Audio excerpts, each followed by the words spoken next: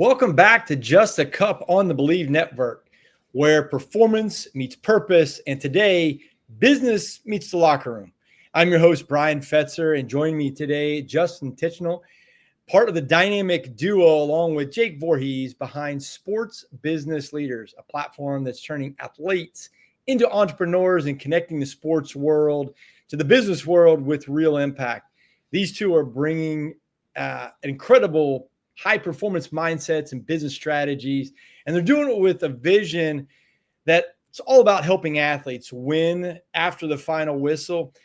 If you're building a brand, chasing a legacy, or just want to hear what happens when purpose meets hustle, this episode is going to be for you. Justin, thank you so much for joining me on Just a Cup.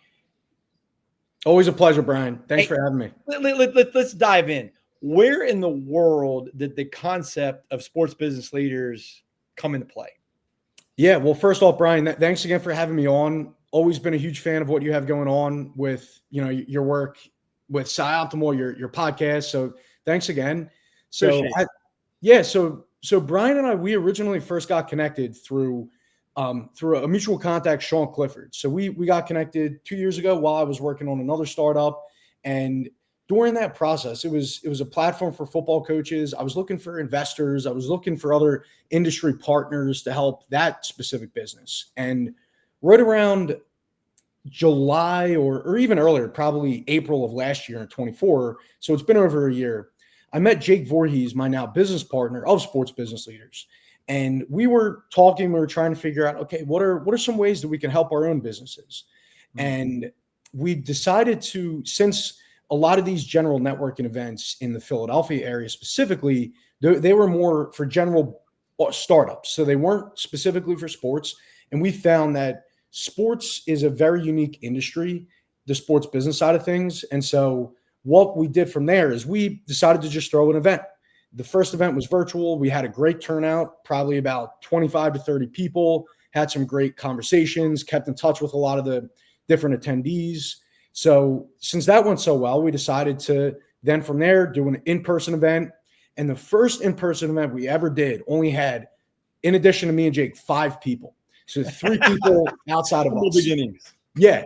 So we started, without much, and we just kept with it. And I think that's a concept and an idea that we're going to continue to talk about today is just continuing with something. If you have a vision, continue working towards that. And that's what we did. So we did another one, and that one doubled, and it kept on doubling and doubling and doubling.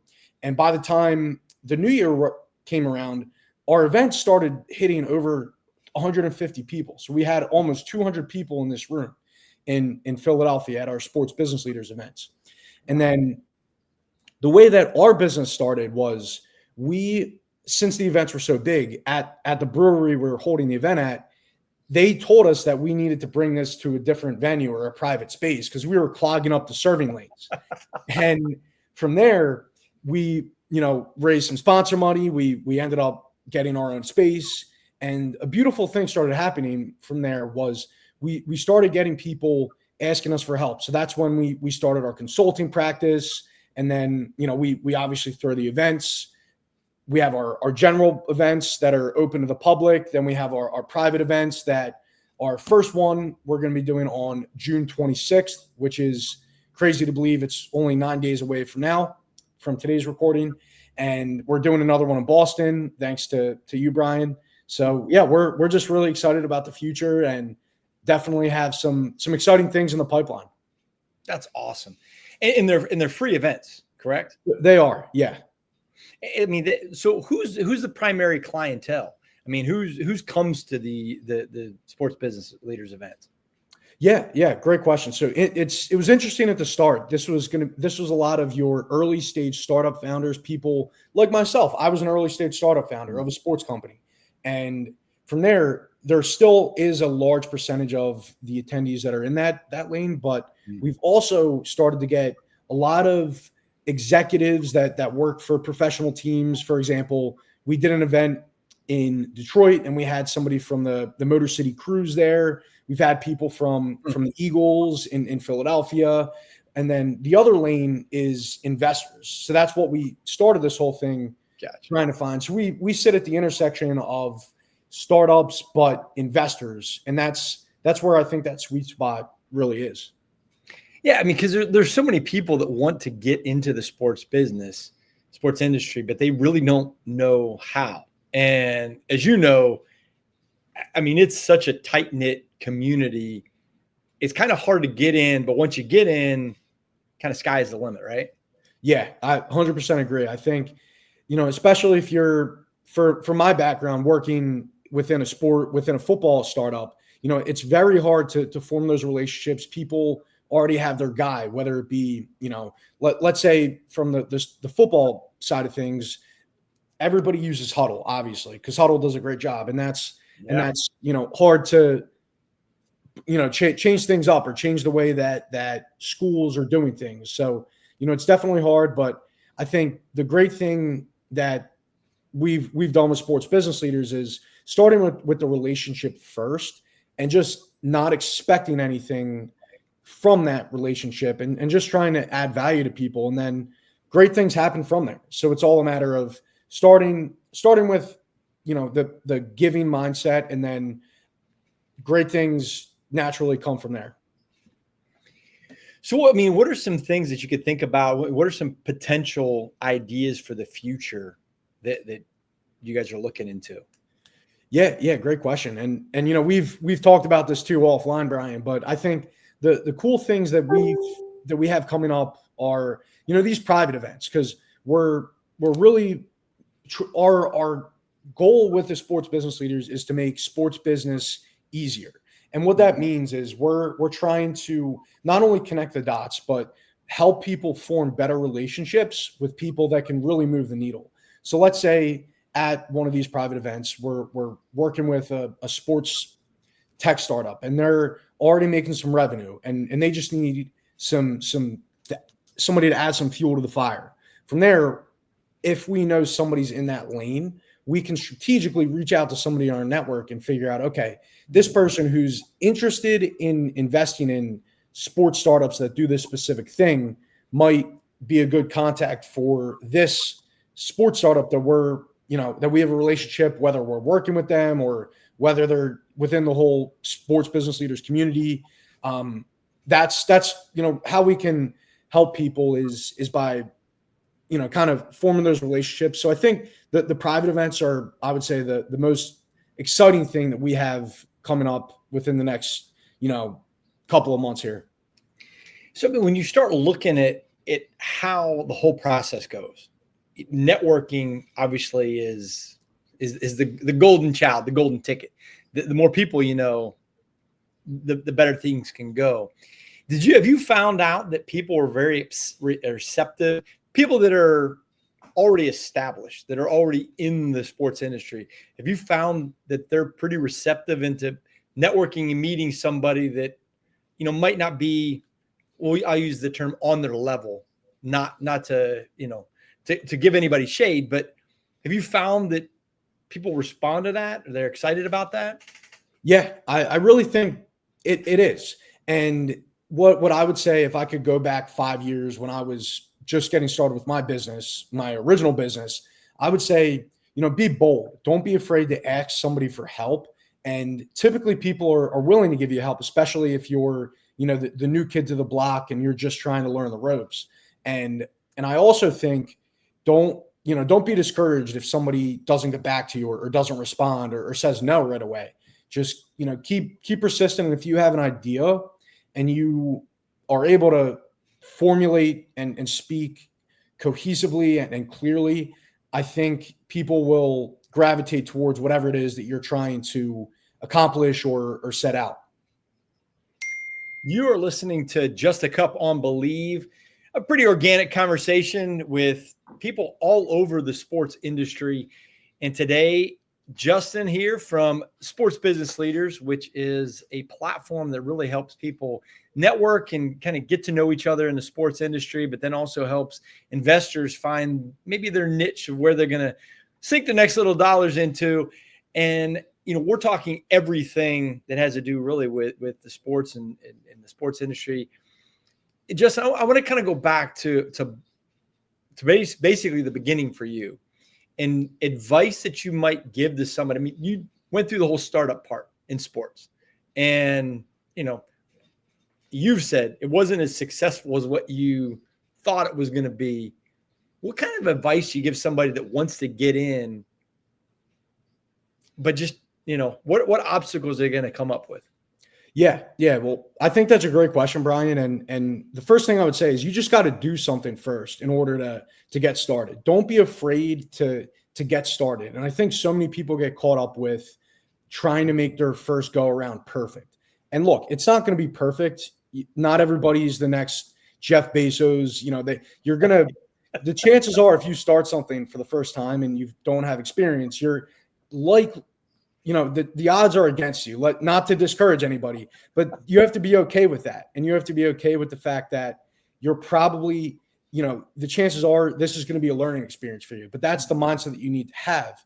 And then from there, whatever lessons that you learn and if it works out, great. But if not, you got to be able to reflect and understand what are the key takeaways from this experience and how can I take those lessons and apply those to different scenarios. So my experience with Coach Tools, while we had 5,000 players on the platform, it wasn't this nationwide platform that I'd set out for it to become. And so it was, it's successful, but at the same time, we set out for something bigger. So I think from that lesson, it's helped me just accelerate a little bit faster from the sports business leader side of things once we started to get that rolling.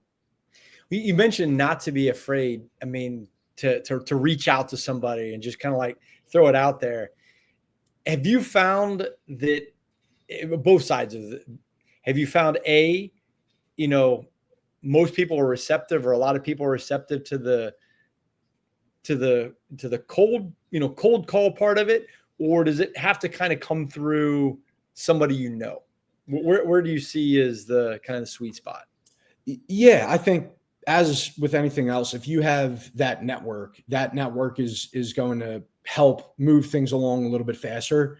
So that's where the sports business leaders comes into play. And if you can, I think another mistake that a lot of first-time founders or entrepreneurs make is trying to make things more transactional, where I think relationships, if you can draw, add value to people and what they're doing and just not, like I said, not expect anything, then from there, you're going to be a lot more likely to have that, whatever it is that you're looking for. Like, and Gary V, from a little bit of a different lens, but Gary Vaynerchuk talks about this a lot. He talks about the jab, jab, jab, right hook. And that analogy is more so relating to how you're just supposed to give, and then give enough until somebody asks how they can help you. And that's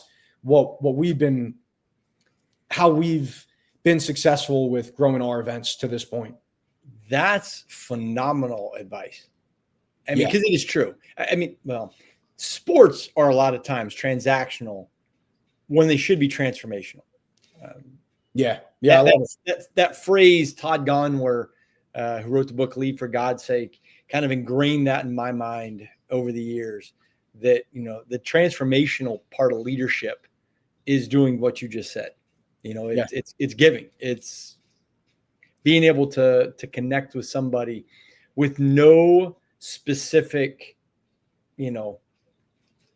possession or something coming out of it. You're doing it because you care about people and you want to help. And it's amazing how people will, eventually help you out if you're doing it for the right cause. Yeah. No, I love that. And the cool thing about sports business leaders is we started this without wanting this to even be a business. And we've just made so many connections and helped so many people that it's snowballed into this big thing that is now nationwide, having done an event down in South Florida with you, Brian, and Ryan Arvin. And then we're doing the one in Boston, thanks to your introduction. So, it's pretty cool to just see that network effect happening in real time. Are there some areas or some cities that you're looking at that thinking about, hey, this would be a good thing? Or can somebody reach out to you and say, hey, we want to do something in our city, wherever that might be? Yeah, for sure. So we're open to all different opportunities. So we've done done 15 events over 8 cities in the past 7 months.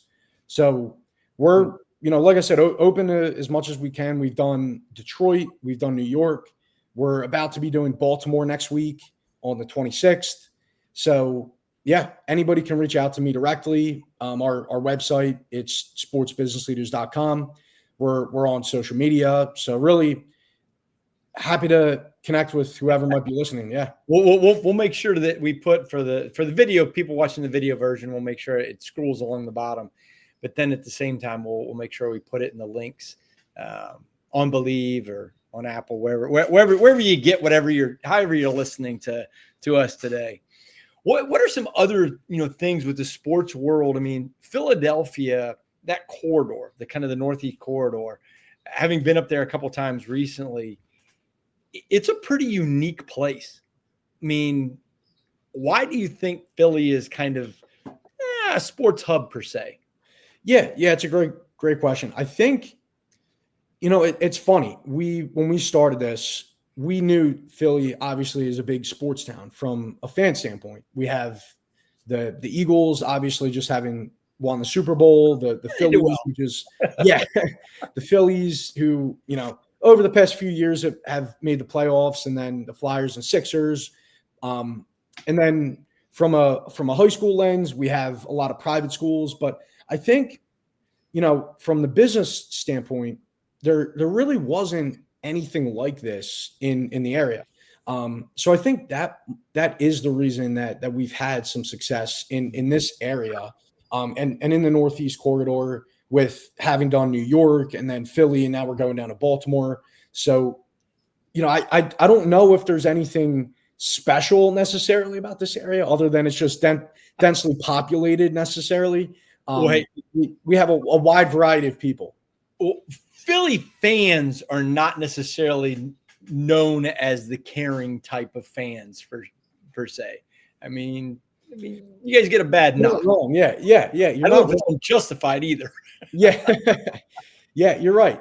It's funny just having grown up in this area, not knowing much else outside of Philly, and hearing the national, what the national news says about this, our fan bases. I mean, yeah, everybody up in this area, we're passionate. And I think, especially, given the fact that for a long time, up until really the Phillies in 2008 and then the Eagles in 2017, the fan base went so long without a championship that, we were just starving for one. So maybe that's part of the reason for the bad rap there. Well, it's obviously it's the process. Isn't that the Sixers kind of thing? It's the process. Yeah, man. The process just takes 20 years or 30 years or however long since Dr. Day.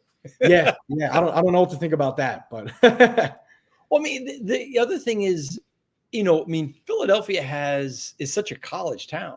I mean, especially in basketball, when you think about Drexel and Penn and Villanova and St. Joe's, some pretty incredible basketball, college programs. What was it like growing up in the area with so much sports? Yeah. I think 2016 when Villanova won the national championship, that was my junior year of high school. And it was cool just to, have this area showcased from, being a national champion. Like there was actually a parade down Broad Street in Center City. So I think, it's cool. This area is unique where we're not, it's not like down south with football necessarily, but there is still good football in southeastern Pennsylvania with St. Joe's Prep, LaSalle. That, when I was in high school, I went to Malvern Prep. We played against guys like John Runyon Jr., DeAndre Swift, Olamide Zacchaeus, with all those guys were St. Joe's Prep guys. So pretty good guys. Yeah, I would say so. But, all those guys, and having been in this area, I think it's definitely competitive from, a football lens, which is mostly my background. But then, there's a lot of great basketball, like Roman Catholic. They're always amazing with basketball. And then I think like lacrosse is huge, especially with the Interact League with Malvern, Haverford School, Episcopal. With Malvern, I know every year they have at least a dozen kids go to Division I every year to play lacrosse. So it's definitely a diverse sports ecosystem in terms of the different sports that people are playing in the area, and baseball too. Well, okay, let's talk Philly a little bit, because when you think Philly, you think cheesesteaks. What's the favorite cheesesteak place in Philly? Yeah, everybody thinks like Pat's and Geno's, like those are more the tourist places, but when I was because I grew up outside of the city, I wasn't necessarily like a Philly guy, like a city guy. Right. I always liked going to, places like D'Alessandro's, but having been in the city now for over 3 years, I really like Del Rossi's has a good cheesesteak. So there's some hidden gems. There's some good spots for sure. I always think of the Northeast is a food kind of just haven. I mean, you've got so many different, ethnic cultures that are, up there, whether it's, Irish or Italian or German. You get to see, great food. I would be very large if I lived up there. I think when I was coaching at Harvard, I think I put on some pounds just because I ate so much food in the North End and so forth. But yeah, definitely some good food up here. Yeah, I would say, and even like the Italian food, that there's a lot of great restaurants in Center City. But yeah, it's the sports, the culture, the food. There's definitely a little bit of everything in the area, I'd say. Who is the biggest sports athlete growing up that you kind of looked at and you're like, man, this guy is amazing? Yeah. So I grew up before, obviously I was 18 when the Eagles won the Super Bowl in 2017. So I grew up in the era of Brian Dawkins, Trotter, like a little bit towards the end of that era, like Deshaun Jackson, Michael Vick. So my favorite player growing up, funny enough, was Trent Cole. Actually, he was number 58 on the Eagles defensive end, and that was actually my number when I played in high school and college. I just loved the way he played, his hustle, and then a little bit after that, I loved BG. Obviously, what he did here in Philly for 15 years, just pure heart. Not the biggest guy, not the most talented, but gave it his all every single play, and loved the city, loved the area. So I'd say Trent Cole and BG probably were my two favorite guys growing up here. How much craziness does Kelsey bring to Philly? I mean, what's that phenomenon like? It's really cool because Kelsey, everybody here in Philly knew Kelsey because he's been here, or he was here for however long, 13 or 14 seasons. And everybody knew the passion and the intensity that he played with. And especially after the Super Bowl in 2017, that was, I think, the first time the national media got a hold of him. But it's cool to see him, bring that outside of just this area. He's, he has the podcast with Travis, and that's, a great thing for him. Yeah. It's cool. He's a great example of an athlete, doing some great things in the business world. Like I'll see him on commercials. I forget which one it was exactly, but he's out there. He's everywhere. He's on Monday Night Football. I've seen him as an analyst. He's definitely making a name for himself and staying active. Thinking, going back to sports business leaders, I mean, are you finding that there's a lot of former athletes that are coming to the events that, professional or high level college athletes? I mean, you mentioned Sean Clifford is one who, quarterback at Penn State, Packers and so forth. Are you finding that people are starting to, former athletes are getting into the business world a little bit more, and whether it's investing or starting their own companies? Definitely. I think that it's definitely a shift that we've seen. I've seen it over the past 5 years, really, after COVID. And then from our standpoint, and this was actually from our event, Bryan, down in South Florida, we had Cody Parkey, former kicker for the Eagles and Bears, a few other teams. He now runs a marketing agency, so he's bringing his experience and expertise from his playing days to the business world. And I think it's cool. Athletes definitely bring a unique perspective that most people can't necessarily relate to. The competition, the ability to work together as a team, to bring together people that might be thinking differently to work in complementary ways. So it's really cool. Cody Parkey's a great example. Then we had another guy who's been to a few of our events, Sebastian Letou. He's been involved in some business ventures. He was a former player for the Philadelphia Union.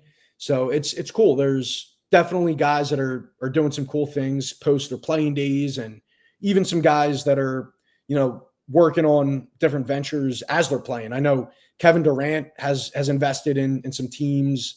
Patrick Mahomes has minority ownership in some of the, I think, soccer teams and maybe even like baseball teams in Kansas City area. So it's definitely growing and continuing to be a thing.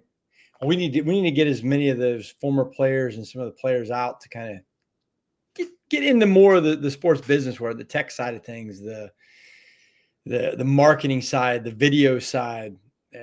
Now that I think about it, I'm gonna have to get Tanner Maddox on here for a session. I mean, with his story with Villanova, and you had introduced me to him. It's impressive to see this generation of athletes trying to do more. Yeah. And Tanner's a great example. Tanner's been great. He's been at every single one of our, minus the first one, I think. He's been at every single one of our events. He came to one in Florida. He's gone on the road to State College. So, it's cool to see guys that are currently playing, making things happen. Villanova, quarterback Villanova. It's just crazy. Yeah. So he's got it going on for sure.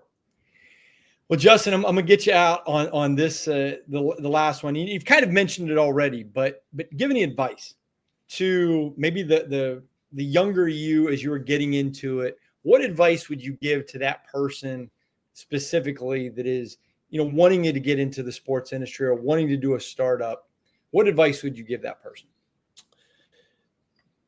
So I brought this up a little bit earlier, just to go into things without, so obviously, if you're passionate about something, you can make anything happen. Just understand that you're not going to, whatever you're setting out to do is not going to look exactly like what you expect it to look. So be nimble, be flexible, and understand that things are going to change, and that's fine. But just go with the flow and understand what's working. Get feedback from your customers or your ideal customer profile if you don't have customers yet. But go into things strategically. Don't go into a blind. I'm not, advocating for that, but I think you should definitely know what you're going into, and then from there get the feedback, understand what people are truly looking for, and kind of go about it from there. That's awesome. Justin, man, I appreciate you jumping on, talking a little bit about sports business leaders. Got a bunch of different events all over the place. Make sure that you check out on sportsbusinessleaders.com. And man, I wish you the best. I'm excited. I think it's very much so needed in the realm of the sports industry, and really just for just people in general. Yeah. Well, Bryan, I, as always, really appreciate you and everything you bring to the table. And thank you again for having me on and giving me the platform to talk here. Absolutely. Hey, you've been listening to Just a Cup on the Believe Network. Every team, every topic, everywhere. We're diving into sports in a lot of different ways. Really appreciate you joining us. Make sure you like and subscribe and share this with friends. We're on all kind of different social media parts.